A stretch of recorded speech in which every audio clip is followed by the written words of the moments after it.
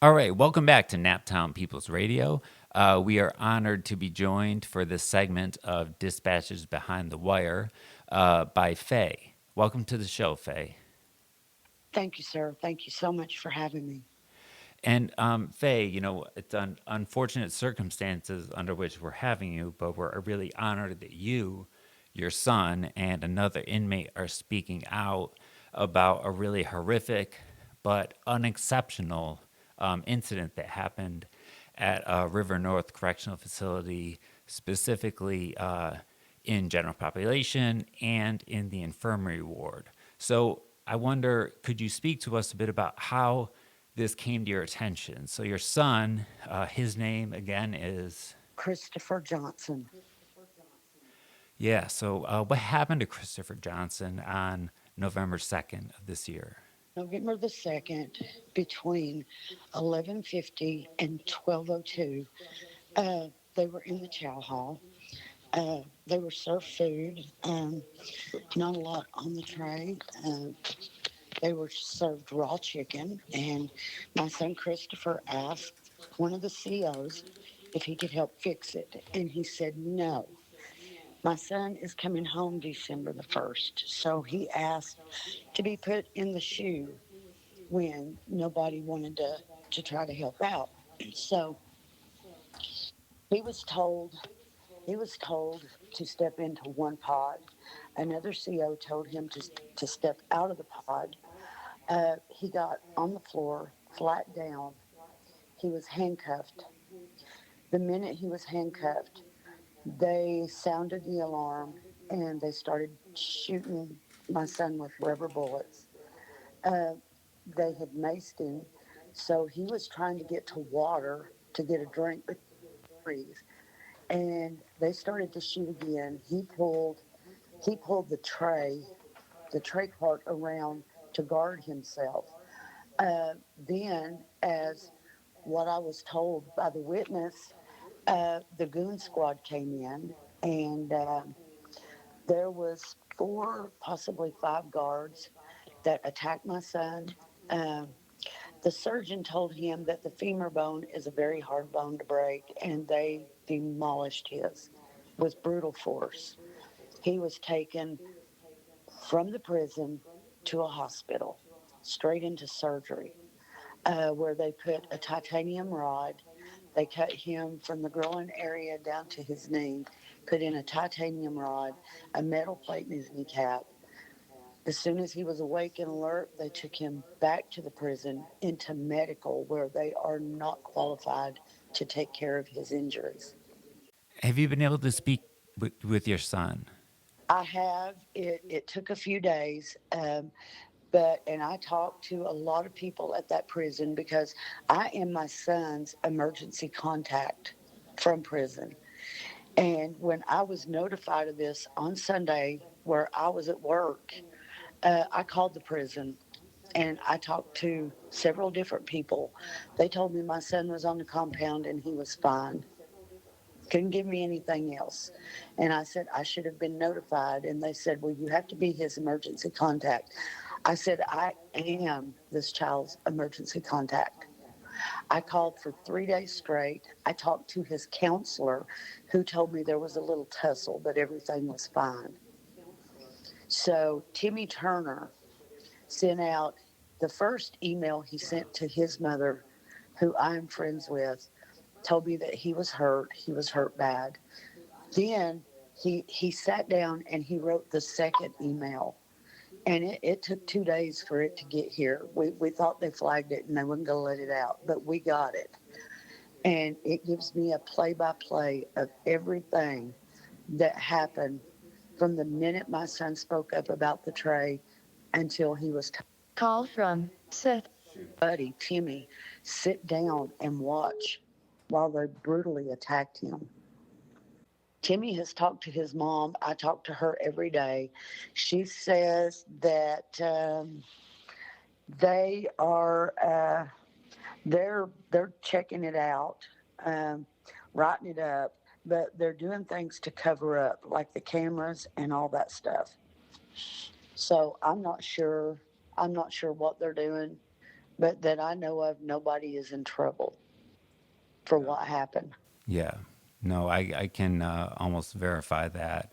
Yeah. And if you think I mean, all of this over the fact that he did not want to eat raw chicken bites. Yes, sir. Yes, sir. Absolutely. The boy, Timmy Turner, also told me that my son he did not fight back. He did not fight them at all. He was on his stomach. He was handcuffed. He could not get up and try to fight his way through.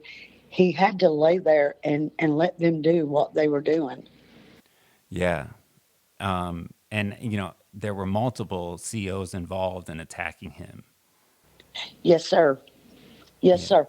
I know Timmy's email names 4, but the goon squad, as Timmy called them, also came in. So I don't know how many that was. I don't know who that was. Yeah.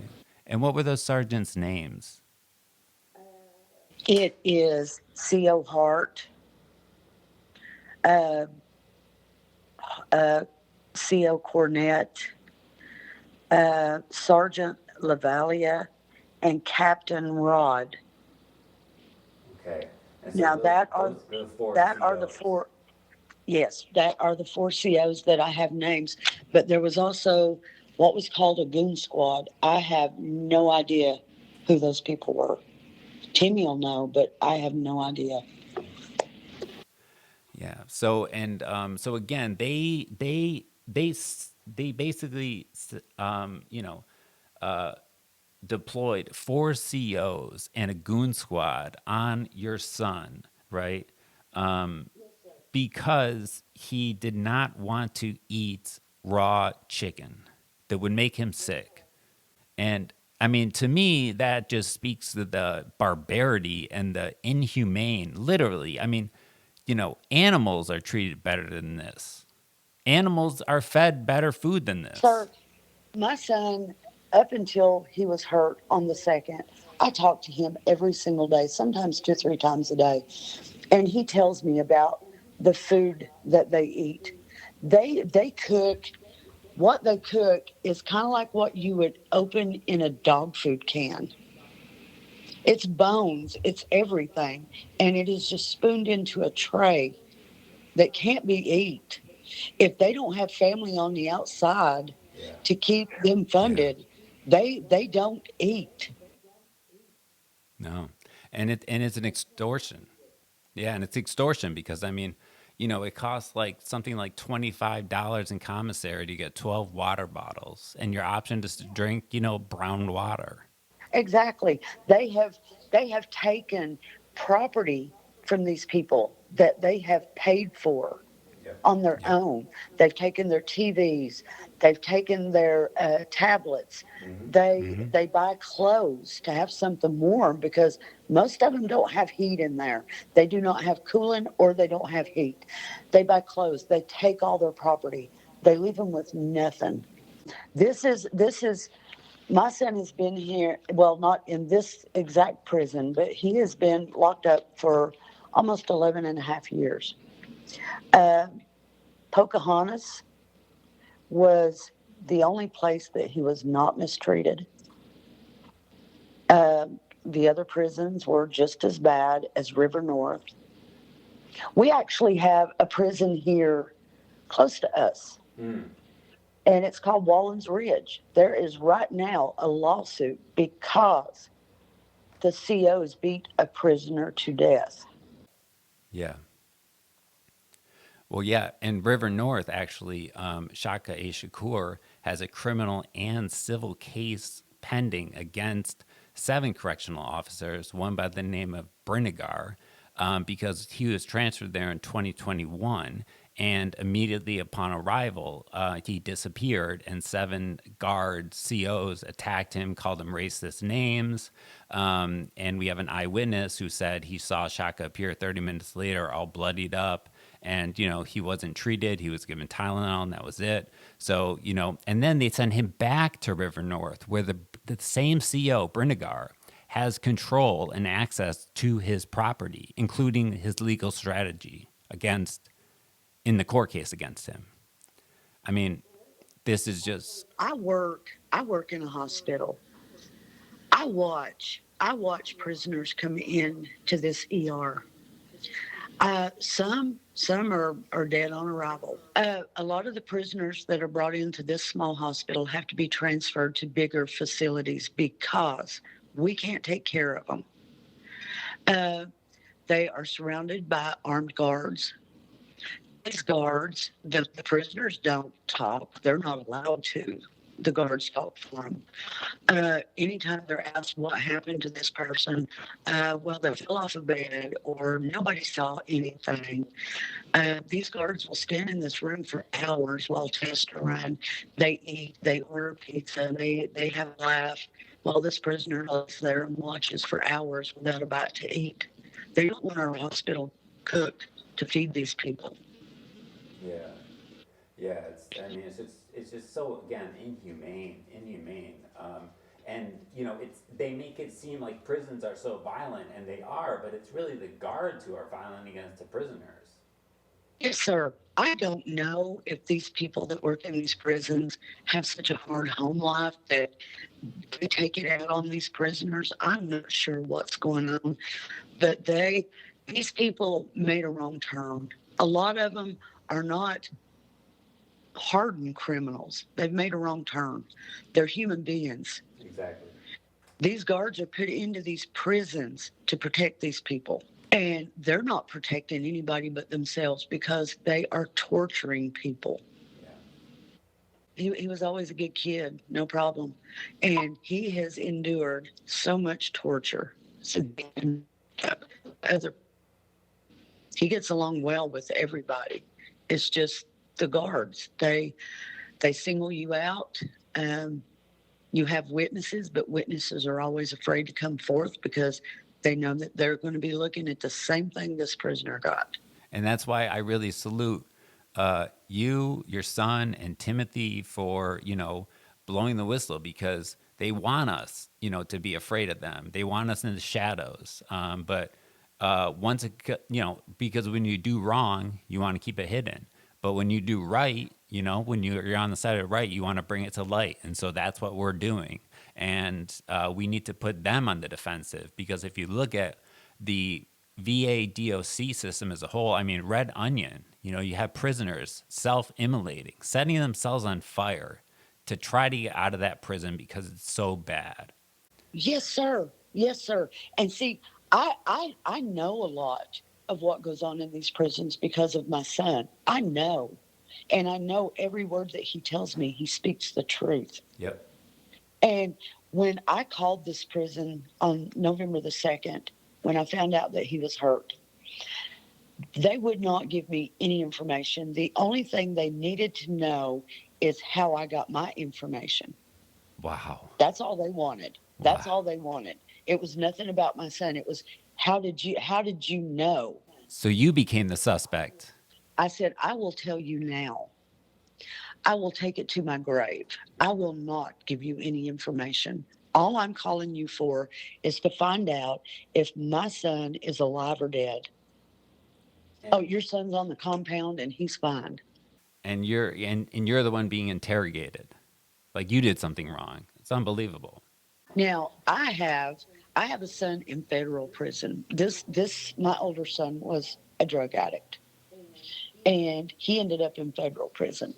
So they wanted information from him that he refused to give. They threw my son out on the yard, as he calls it, with a Mexican gang, Yeah. with one other inmate. Now, the other inmate was supposed to be scared, not hurt badly. My son was supposed to be killed to scare this guy into telling what he knew. Yeah. My son had a lung amputated because of this. So it's not, and they know the warden, the SIS, they know everybody was involved. But and to this date, and this has been almost a year ago, not one person has been charged. Yep. Yeah. Because who's going to believe a prisoner, right? because of the perception we have of prisoners. That's exactly what Chris said. Chris said, I have witnesses.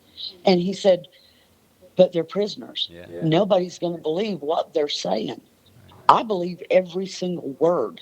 And we do too, and our listeners do too. And I think that the more people hear it from you, and others, that it will come across, and they will believe it. Because the guards, the prisons, they have a total monopoly on information. Like you said, you called, is my son alive or dead? Ma'am, where'd you get that information? Right? They wouldn't answer you. They have a monopoly on it. So the more we break that monopoly, the more we let the light shine through on the truth. Exactly. Chris is in medical. They are not capable of taking care of him.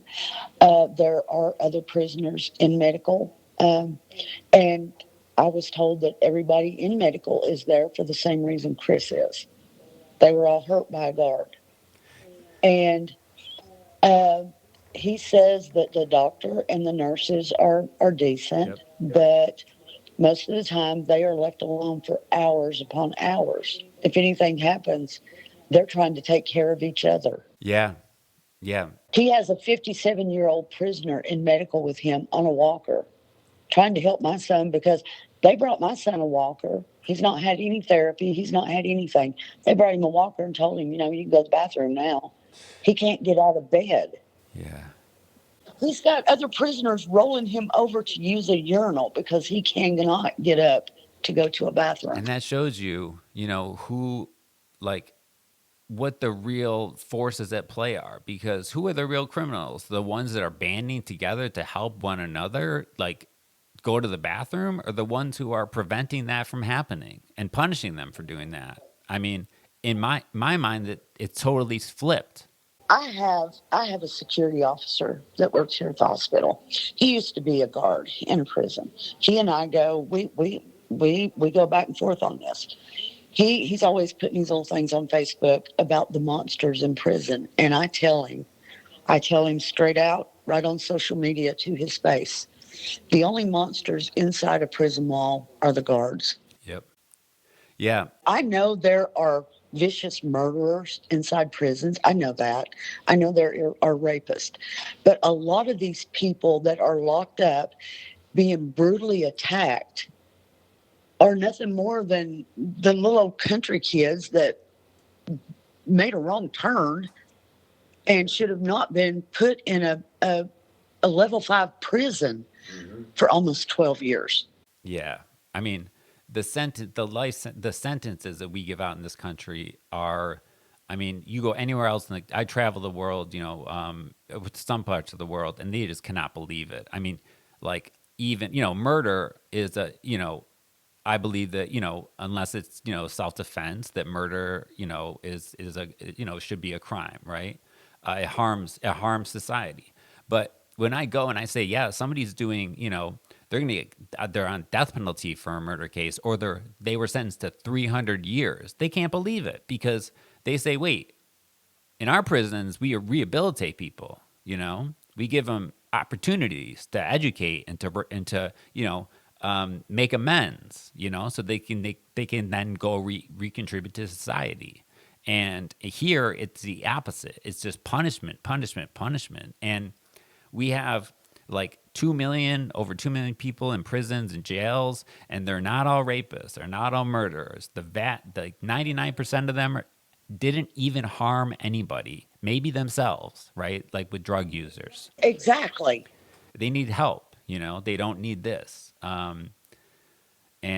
And so I thank you for coming onto this show and for speaking as a mother, and for advocating for your son, because and we thank Shaka for connecting us, because unless these people are put on notice that we're watching, like you said, if you don't have people on the outside who are able to send you some money for a commissary, you can starve, My son has pretty much lived over 11 and a half years on noodles. Yeah. And for what a markup, on them too. It's just terrible. And you're right. When you're talking about your other son, made me think, there's a somebody who's on parole right now, who we're working with, who did 26 years falsely imprisoned, and he was such a uniter. He's such a, he brings people together. They invented a rule called the Sweet 16, where he could not be in general population for more than 16 days because he would get the prisoners to realize that they have more in common with each other and that they should protect each other than, work with the guards to attack other prisoners.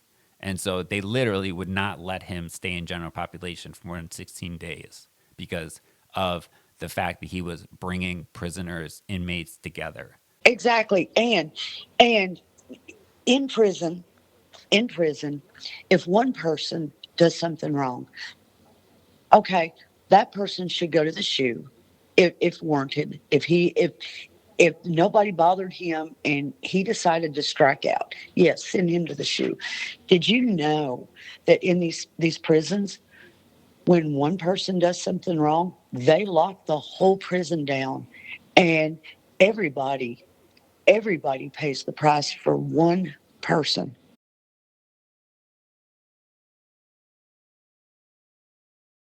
Uh, about a month ago, possibly. They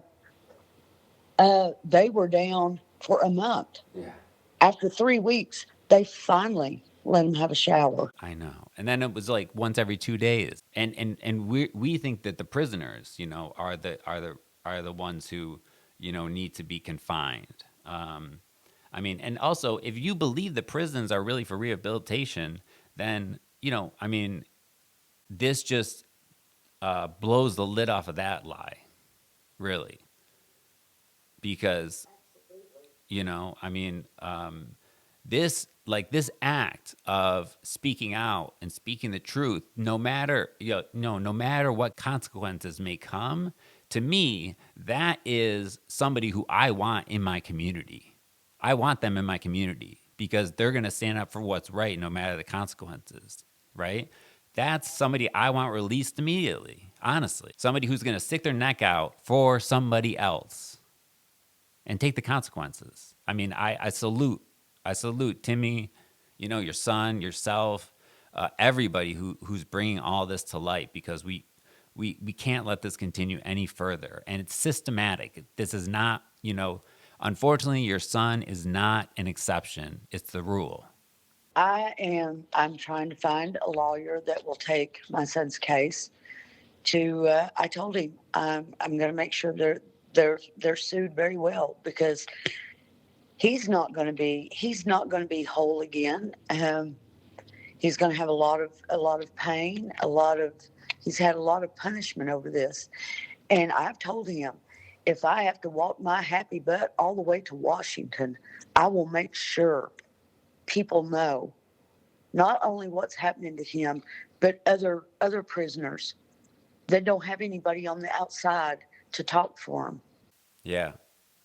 Yeah, that's important, because there's so many stories like this, and the more that we tell them, the harder it gets for them to, keep up with their little, charade of, oh, look at, we have programming, and you can, get this certificate, but they don't tell you that they're going to move you to another facility and lose all your paperwork in the meantime, right?